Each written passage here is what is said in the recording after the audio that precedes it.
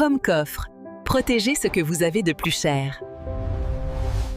Imaginez un instant toutes les photos de famille, les passeports, les diplômes, les sauvegardes numériques, bref, tout ce qui est irréplaçable et qui pourrait partir en fumée dans un incendie. C'est là qu'un bon coffre-fort Inifuge, ça devient plus qu'un simple achat. C'est une vraie tranquillité d'esprit.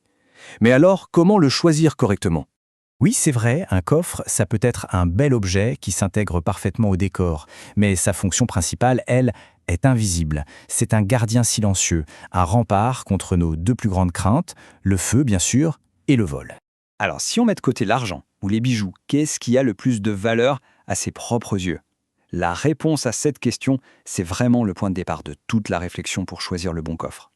Alors, on y va. Commençons par la toute première étape, et c'est la plus importante de toutes. Avant même de regarder les marques ou les tailles, il y a une question fondamentale à se poser. Qu'est-ce qu'on veut protéger exactement ? Parce que, et ça c'est un point absolument crucial, un simple passeport en papier ne réagit pas du tout de la même manière à la chaleur qu'une clé USB. Chaque objet a son propre point de rupture et le coffre doit être choisi en fonction de l'élément le plus fragile qu'on va mettre dedans. Et ça nous amène directement à une idée reçue très répandue. On a tendance à acheter un coffre en se disant qu'il protège de tout. Mais en réalité, la protection contre le feu et la protection contre le cambriolage, ce sont deux choses complètement différentes. Il faut voir les choses comme ça. Un coffre anti-effraction, c'est une armure. Il est conçu pour résister aux coups, aux outils, à la force brute. Alors qu'un coffre anti-feu, c'est plutôt comme un thermos ultra performant, conçu pour garder une température stable à l'intérieur. Ce sont deux technologies différentes qui sont testées de manière totalement indépendante. Heureusement, on n'est pas toujours obligé de choisir l'un ou l'autre. Il existe des modèles hybrides qui sont certifiés à la fois contre l'effraction et contre l'incendie. C'est vraiment la solution idéale pour une tranquillité d'esprit totale.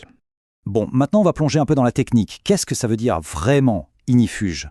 Ce n'est pas juste un mot qu'on met sur une boîte. Non, ce sont des normes et des chiffres très précis. Alors voilà le premier chiffre à retenir. 175 degrés Celsius. C'est la température à partir de laquelle le papier commence à se dégrader, à noircir, puis à se détruire. Donc un coffre certifié pour le papier doit garantir que la température à l'intérieur ne dépassera jamais ce seuil, même si dehors, c'est un brasier de plus de 1000 degrés. C'est une vraie prouesse d'ingénierie. Mais attention, c'est là qu'il y a un piège et beaucoup de monde tombe dedans.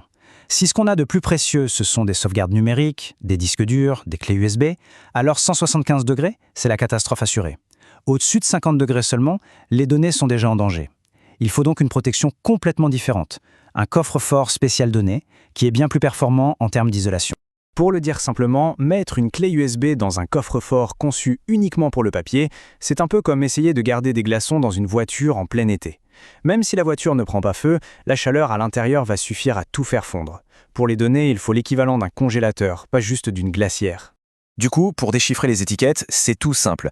Le chiffre, c'est la durée de protection en minutes, la lettre P, c'est pour papier, et 10, ça correspond au support de données, comme les disques. C'est clair, simple et direct. Ok, tout ça c'est bien beau, mais comment être sûr que le coffre-fort va tenir ses promesses le jour J ?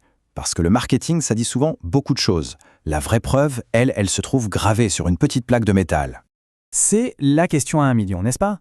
Comment on fait la part des choses entre les promesses sur l'emballage et la performance réelle en cas de catastrophe ? Eh bien, la réponse est plus simple qu'on ne le pense. La voici, la preuve irréfutable. Il faut oublier les brochures, les sites web, tout ça. La seule chose qui compte, c'est cette plaque de certification qu'on trouve en général collée à l'intérieur de la porte.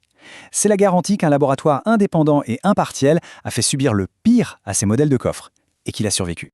Regardez, on a 2 exemples concrets ici. La plaque de gauche, elle indique le niveau de résistance au cambriolage, c'est ce qu'on appelle le grade. Celle de droite, c'est la certification anti-feu. Et là, on retrouve les infos qu'on vient de voir, la durée en minutes et le type de protection. P pour papier ou 10 pour les données. C'est sa véritable carte d'identité de sécurité. Mais les tests les plus sérieux, ils vont encore beaucoup plus loin. Ils simulent carrément l'effondrement d'un bâtiment en feu. Le coffre est chauffé à blanc, à plus de 1000 degrés, puis il est lâché d'une hauteur de plus de 9 mètres sur un tas de gravats. S'il ne s'ouvre pas sous le choc et continue de protéger ce qu'il y a dedans, alors il a réussi le fameux test de chute. C'est vraiment le test ultime de robustesse. Comme on peut le voir sur ce tableau, toutes les certifications ne se valent pas. S'il faut chercher le plus haut niveau de protection possible, il faut retenir ce nom, EN 1047-1. Pourquoi ? Parce que c'est la seule norme qui impose à la fois le test de chute et un test de refroidissement. Ce dernier point est super important. Après un incendie, même éteint, un coffre continue d'emmagasiner la chaleur, comme un four. La température à l'intérieur peut donc continuer de grimper. Cette norme garantit une protection, même pendant cette phase critique. Allez, on passe maintenant aux aspects un peu plus pratiques. Une fois que la protection principale est choisie, il reste quelques petites décisions à prendre pour finaliser son choix. Le choix de la serrure, c'est très personnel. C'est un compromis entre la simplicité, la rapidité et la sécurité. La clé, c'est simple, mais on peut la perdre. Le code électronique, c'est super pratique, mais ça fonctionne avec des piles. Il n'y a pas de mauvais choix, juste celui qui correspond le mieux à ses propres habitudes. Ensuite, l'emplacement. Le meilleur coffre-fort, c'est celui que les cambrioleurs ne trouvent pas. Le cacher dans un placard, sous un escalier, dans un endroit un peu discret, ça ajoute une couche de sécurité qui n'est vraiment pas négligeable. Et un dernier détail, mais qui est absolument crucial, l'ancrage. Un coffre-fort, même lourd s'il n'est pas fixé, peut tout simplement être emporté par un cambrioleur pour être ouvert tranquillement plus tard. Il est donc impératif de le fixer solidement, de le boulonner au sol ou à un mur porteur. C'est ça qui transforme une simple boîte en une véritable forteresse.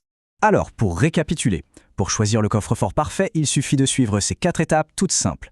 1. On identifie ce qu'on protège, papier ou données. 2. On voit un peu plus grand que nécessaire parce qu'on a toujours plus de choses à protéger avec le temps. 3. On choisit la serrure qui nous simplifiera la vie. Et 4. Un point qu'on oublie souvent, on passe un petit coup de fil à son assureur pour vérifier que la certification du coffre est bien reconnue. Finalement, tout se résume à cette seule et unique question. Les biens les plus précieux, les souvenirs, sont uniques, ils sont irremplaçables. Il faut donc s'assurer que la protection choisie n'est pas juste une promesse marketing, mais une véritable certitude, validée par des tests rigoureux et totalement indépendants. Home Coffre. Protégez ce que vous avez de plus cher.